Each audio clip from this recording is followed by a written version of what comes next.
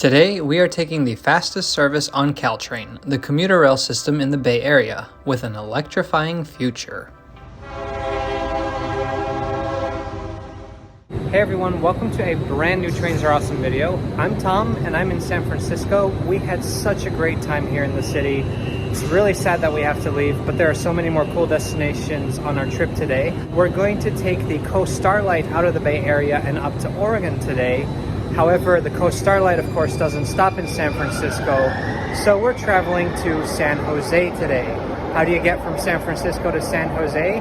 That's right, Caltrain. To get to Caltrain, we have to go to 4th and King Street stations, and lucky for us, there's this brand new subway that'll take us there.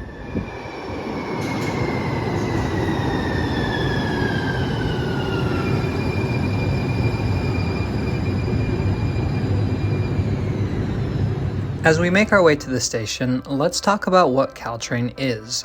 Caltrain is a commuter rail line running down the San Francisco Peninsula and the Santa Clara Valley, in California's Bay Area.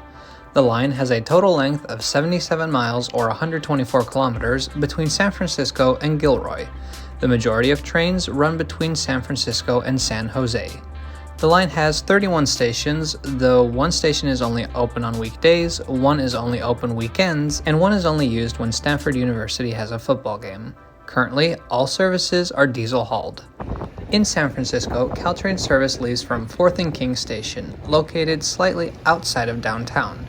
There are plans to extend the line underground to the Salesforce Transit Center in the future. 4th and King is a modest station, but it does have a few shops where you can buy food and ticket machines. Today we are traveling to San Jose Diridon Station, which is in Fare Zone 4. That means a paper one-way ticket is $10.50 per person. It's only $9.95 if you use a Clipper card instead. They don't let you on the platforms here until a few minutes before departure, a system that I cannot say I'm a huge fan of. Today we are taking the absolute fastest train. It's the express service known as the B7, the Baby Bullet. Before I talk about anything else, I need to bring up my favorite aspect of Caltrain. If you've been watching my videos for a while, you know there's one thing I can't stand. It's when railway lines have an unorganized mess of stopping patterns. Take Amtrak's Northeast Regional, for example. It's a great train, but every train stops somewhere different.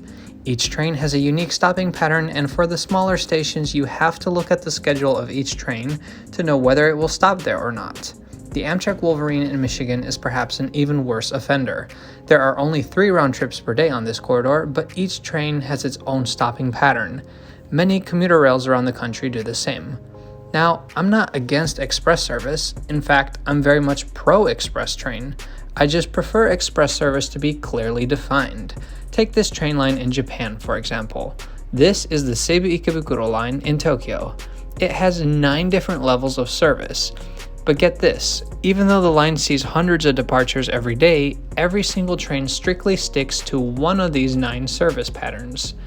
Every train labeled express, for example, will stop at each express station on this map, no matter the time of day. I vastly prefer this because I think the barriers to read a map are much lower than the barriers to read a timetable. See, regular commuters who take the same train every day, they have no problem remembering that their train stops at their stop. But by organizing service patterns in ways that make them easier to understand for everybody, it makes the train more accessible for people who are new to a system or just travel less regularly. So what does any of this have to do with Caltrain?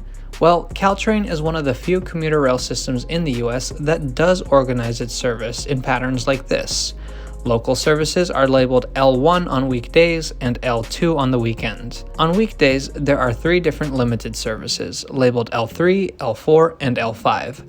It doesn't matter what time of day it is, every train labeled L5 will stop at the same stops. And of course, there's the B7, the Baby Bullet. Now, Caltrain doesn't execute this perfectly. While the service patterns are labeled on the timetable, they are not differentiated as clearly on departure signs. The signs will just say local, limited, or bullet with the train number. There are no maps denoting the different service patterns either. I had to make this one myself. Anyways, that's more than enough about that. Our train is here and they've opened the doors. Time to board the Baby Bullet.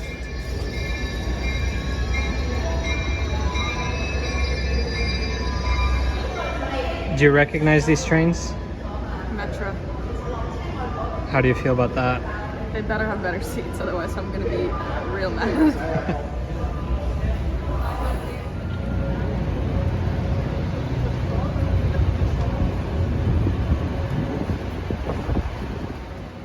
Since we had a suitcase with us, we tried to walk more towards the front of the train so we could sit in a less crowded area.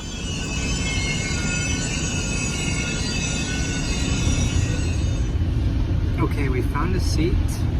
These seats are, I think, more comfortable than the Metro ones, but luggage storage is very minimal. The seats are very basic. At least where we were sitting, there were no power sockets, although there are reading lights above. Goodbye, San Francisco. See you again soon.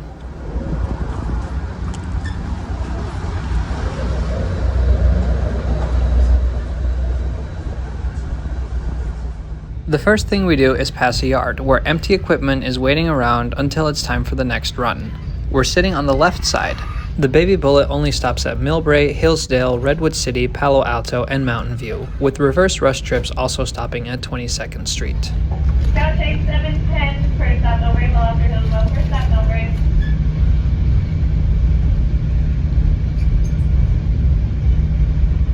If we look over to the right side of the train, what do we see there? Oh look, it's two former Amtrak AEM-7 locomotives. These ran on the Northeast Corridor. What are they doing here in Caltrain colors? I'll answer that question a little bit later when we talk about the future of Caltrain. First, about the cars we are on today. These are the famous gallery cars, or infamous depending on who you ask.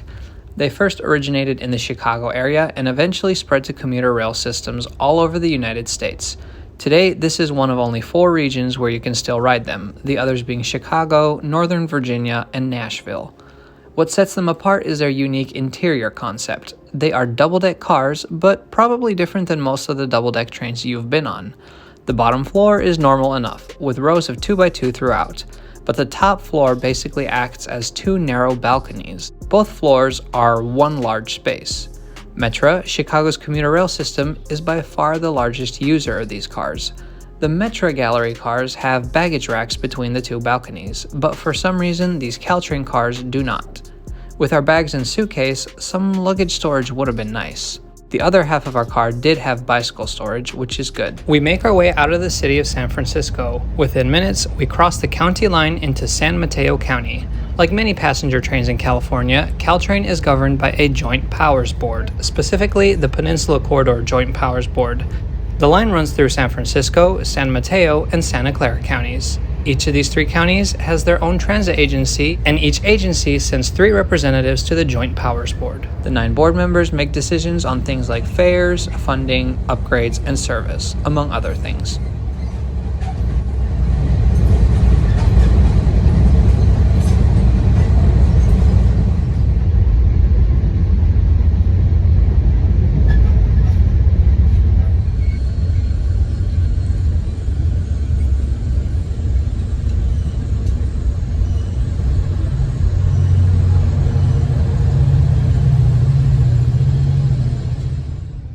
First station we stop at is Millbrae. Transfer is available here to the BART Rapid Transit Network, which connects to San Francisco Airport. On the other side, there's a cross-platform transfer to BART, which is pretty cool. I will say I'm incredibly impressed with how fast we're going. Now, I'm not really talking about the top speed. Caltrain's top speed is 79 miles per hour or 124 kilometers per hour, which is not exceptionally fast, though it will be increased to 110 miles per hour in the future. What is impressive is that the Baby Bullet travels at close to its top speed for most of the journey. With only 5 intermediate stations, it travels the 46 miles between San Francisco and San Jose in about an hour. Now that I say it, it doesn't sound that fast anymore. Perhaps this really is an indictment to most other American commuter rail systems, which have average speeds much slower. The Baby Bullet was introduced in 2004 after several years of construction. It was made possible by installing passing tracks so bullet trains could overtake slower trains, and by installing a new control system so trains could run closer behind each other. Today there are 6 Baby Bullet trains per direction, 3 in the morning and 3 in the afternoon. But the history of this line goes back much further than 2004. The line officially opened in 1863, built by the San Francisco and San Jose Railroad. Just 2 years later, the Southern Pacific Railroad was created to cross California, connecting San Francisco with San Diego. The San Francisco and San Jose was absorbed into the Southern Pacific, and for most of its existence, the commuter service on this line was run by the Southern Pacific. They called it the Peninsula Commute. Southern Pacific started construction to speed up the route. This included double tracking and several cutoffs, tunnels that allowed the trains to use straighter tracks to cross through the mountains rather than slow, steep tracks that wound around them.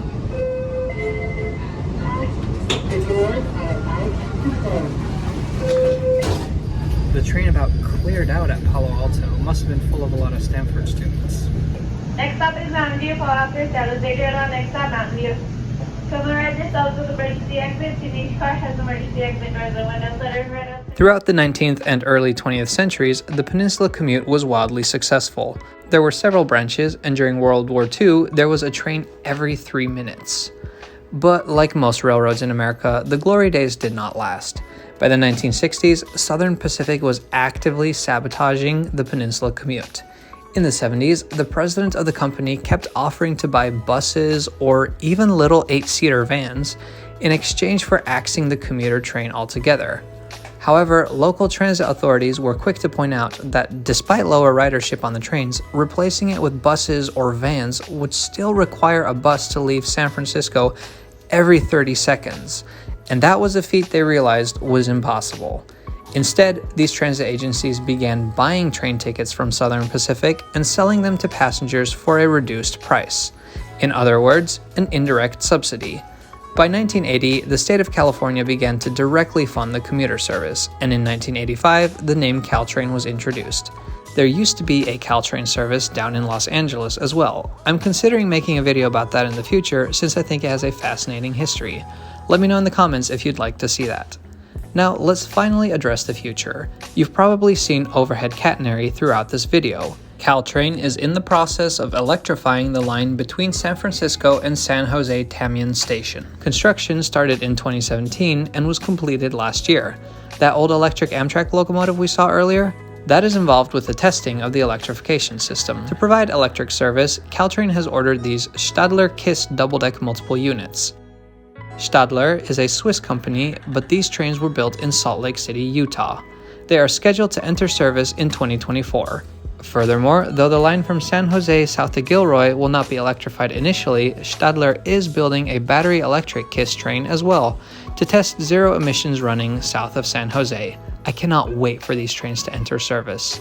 So why are they electrifying? Well, aside from the obvious reasons, like that it is more environmentally friendly and that the trains accelerate faster and require less maintenance, a big factor is California High-Speed Rail.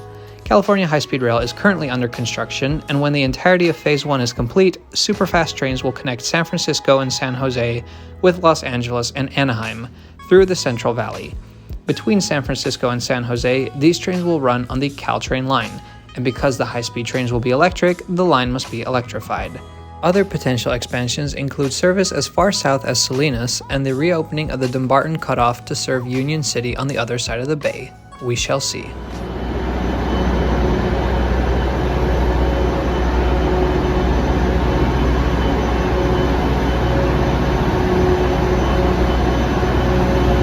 An hour and 5 minutes later, we made it to San Jose Diridon Station. That was awesome. Of course, the gallery cars, not the best train cars in the world. I like them, but there are definitely better designs out there, especially these didn't even have the baggage racks. That being said, the seats were more comfortable than Metros. And of course, super excited about the electrification. At Diridon Station, you can clearly see the newly built overhead catenary. It's so exciting that the US is getting another electrified railway line. There are way too few of those in this country.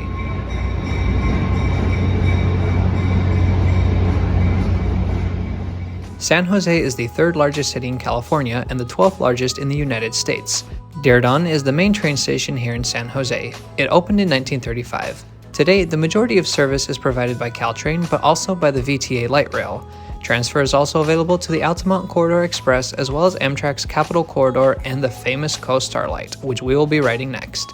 Finally, there are several bus routes to transfer to, the most famous being the Highway 17 Express to Santa Cruz. Anyways, thank you so much for watching. Please subscribe to Trains Are Awesome if you like this video. Check us out on Instagram and Patreon. We're about to hop on the Coast Starlight, headed up north to Portland, so we'll see you next time.